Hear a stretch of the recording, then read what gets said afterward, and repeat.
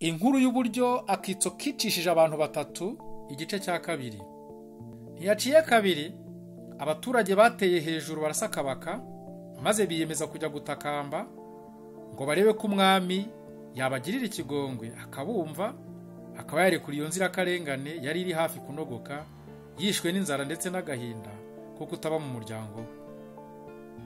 Abaturage bakimara kubimukoza, uyu mwami wari umunyakuri akaba n'umunyempuhwe yarababaye cyane, amera nk'ukubiswe n'inkuba, agwa mu kantu. Niko guhita afata icyemezo cyo kurekura iyo mfungwa ako kanya nta shiti.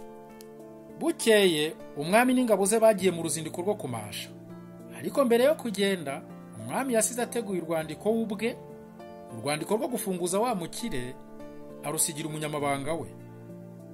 Muri urwo rwandiko hari harimo amagambo yanditse mu rurimi rw'igifaransa agira ati: grâce pas pendre, bisobanuye ngo ahawe imbabazi nta kumumanika.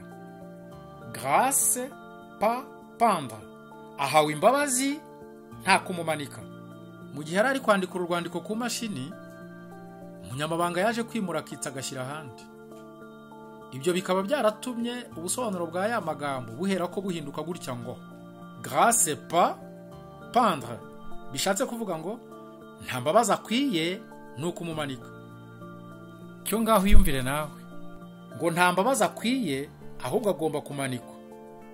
Grâce pas pendre.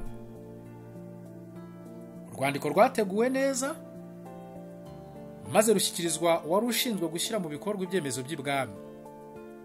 Ako kanya akimara kurubona, umucungagereza yahise yihutira kubamba wa mukire w'inzirakarengane, ubwibye biba birangiriye aho ngaho.